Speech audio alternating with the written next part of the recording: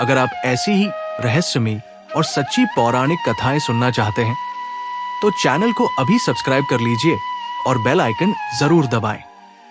चलिए अब चलते हैं इस रहस्य की गहराई में। इस पूरी कथा की शुरुआत होती है महाभारत के युद्ध के तुरंत बाद। कुरुक्षेत्र के मैदान में लाखों योद्धा मारे जा चुके थे। कौरवों के 100 पुत्र, जिनमें दुर्योधन भी शामिल था, सब युद्ध में मारे गए थे। गांधारी, जो कौरवों की माता थी, अपने सभी पुत्रों को खोकर असहनीय दुख में डूबी हुई थी। वो जानती थी कि भगवान श्री कृष्ण चाहते तो इस युद्ध को रोक सकते थे, लेकिन उन्होंने कृष्ण नीति अपनाकर युद्ध को आगे बढ़ने दिया। अपने दुख और क्रोध में गांधारी भगवान श्री कृष्ण के पास पहुंची और उन्हें श्राप दे दिया। हे कृष्ण, जिस तरह मेरे कुल का, मेरे 100 पुत्रों का सर्वनाश हुआ है, उसी तरह आज से 36 वर्ष बाद तुम्हारे यदुवंश का भी सर्वनाश होगा। और तुम, जिसने इस विनाश को रोका नहीं, तुम भी एक साधारण व्यक्ति की तरह अकेले जंगल में मृत्यु को प्राप्त होगे। सबसे हैरान करने वाली बात यह है, भगवान श्री कृष्ण, जो स्वयं सर्वशक्तिमान थे, उन्होंने इस श्राप को हंसते हुए स्वीकार कर लिया। उन्होंने कहा, माता गांधारी, आपका श्राप सत्य होगा। मैं जानता हूं कि यदुवंश का विनाश निश्चित है और मेरी मृत्यु भी उसी तरह होगी जैसा आपने कहा है। क्यों भगवान कृष्ण ने इतनी आसानी से इस भयंकर श्राप को स्वीकार कर लिया? इसके पीछे एक बहुत गहरा रहस्य छुपा है, जो आगे आपको पता चलेगा। गांधारी के श्राप के 36 साल बाद वो समय आ गया जब यदुवंश के विनाश की शुरुआत हुई। यदुवंश के लोग, जो द्वारका में रहते थे, धीरे धीरे अहंकार, नशा और आपसी कलह में डूबते चले गए। उनकी समृद्धि और शक्ति ने उन्हें घमंडी बना दिया था। एक दिन कुछ यदुवंशी युवकों ने एक बहुत बड़ी गलती की। उन्होंने ऋषि विश्वामित्र, कण्व और नारद जैसे महान ऋषियों का मजाक उड़ाने की कोशिश की। उन्होंने एक युवक साम को स्त्री के वेश में सजाकर ऋषियों के सामने पेश किया और मजाक में पूछा, हे ऋषिवर, बताइए इस स्त्री के गर्भ से क्या जन्म लेगा? ऋषि इस अपमान से क्रोधित हो गए और श्राप दे दिया, इस तथाकथित स्त्री के गर्भ से एक ऐसा लोहे का मूसल जन्म लेगा जो पूरे यदुवंश के विनाश का कारण बनेगा। कुछ समय बाद सच में साम के गर्भ से एक लोहे का मूसल प्रकट हुआ। ये बात जब राजा उग्रसेन तक पहुंची तो उन्होंने डरकर उस मूसल को चूर्ण करवाकर समुद्र में फेंकवा दिया। लेकिन नियति को कौन टाल सकता है? समुद्र के किनारे वो चूर्ण एक विशेष प्रकार की घास में बदल गया और मूसल का एक बड़ा टुकड़ा एक मछली निकल गई, जिसे बाद में एक शिकारी ने पकड़ा। इस मूसल के टुकड़े ने आगे चलकर एक ऐसी घटना को जन्म दिया जिसने पूरे यदुवंश का सर्वनाश कर दिया, और यही टुकड़ा आगे चलकर भगवान कृष्ण की मृत्यु का भी कारण बना। कुछ समय बाद यदुवंश के लोग प्रभास क्षेत्र में एक तीर्थ यात्रा पर गए। वहां उन्होंने शराब पी और आपस में पुरानी बातों को लेकर झगड़ना शुरू कर दिया।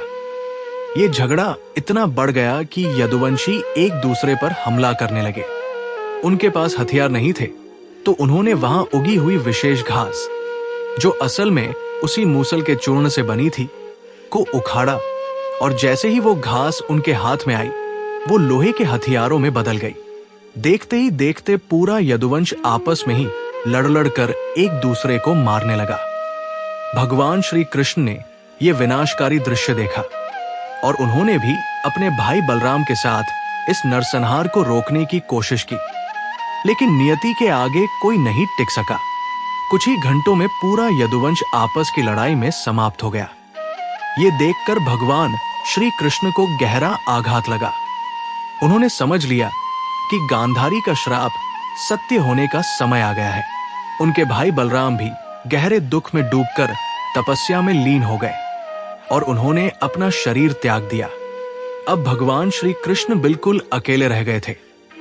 वही भगवान जिनके इशारे पर कभी हजारों सैनिक चलते थे, अब जंगल में अकेले एक पेड़ के नीचे बैठे थे, गहरे चिंतन में डूबे हुए।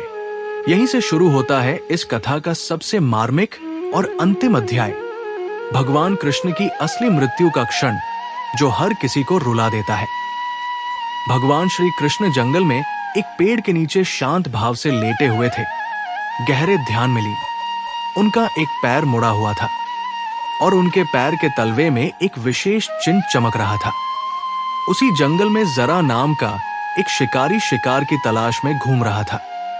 दूर से उसने कृष्ण के हिलते हुए पैर के तलवे को देखा।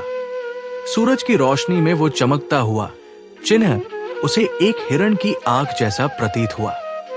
जरा ने बिना एक पल गवाए ठीक निशाना लगाकर एक तीर छोड़ दिया। वही तीर जिसकी नोक उसी मूसल के टुकड़े से बनी थी जो सांप के गर्भ से जन्मे मूसल का हिस्सा था, जो एक मछली के पेट से इसी शिकारी को मिला था।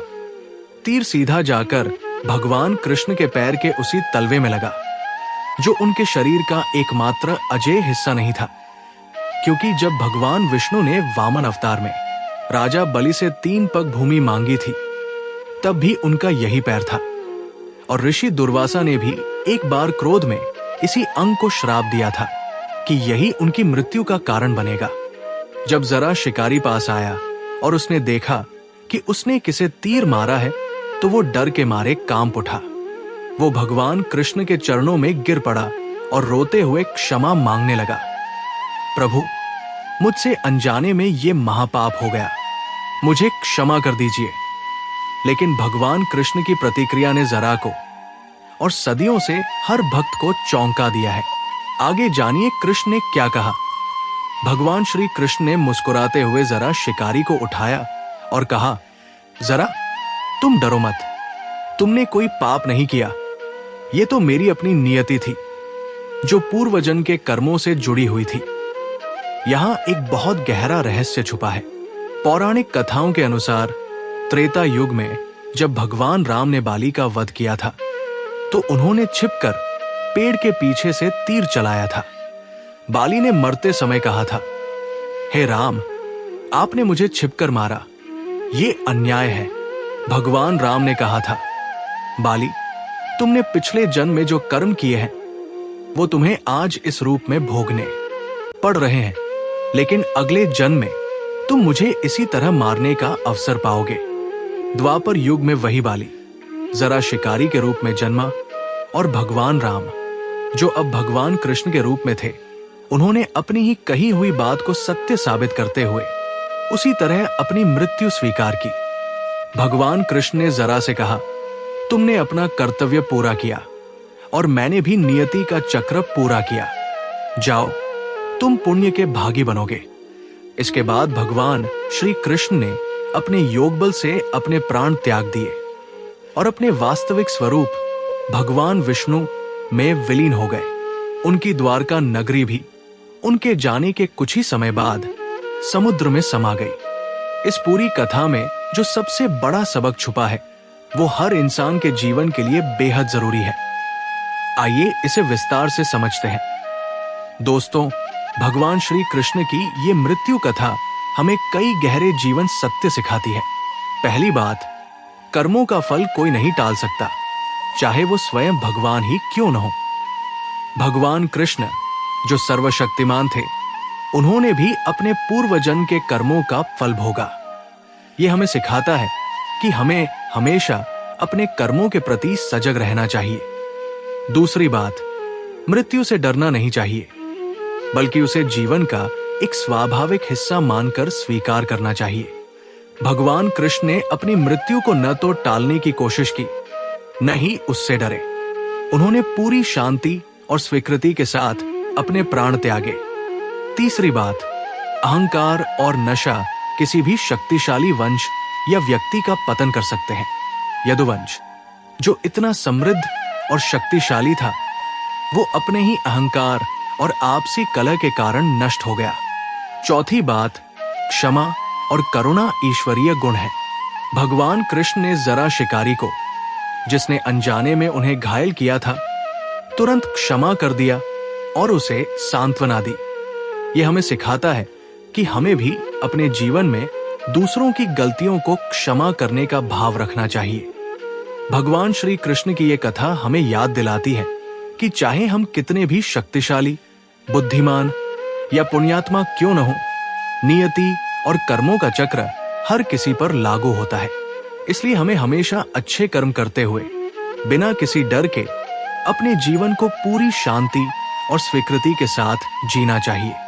दोस्तों, उम्मीद है कि भगवान श्री कृष्ण की ये रहस्यमयी और मार्मिक नृत्य वो कथा आपके दिल को छू गई होगी।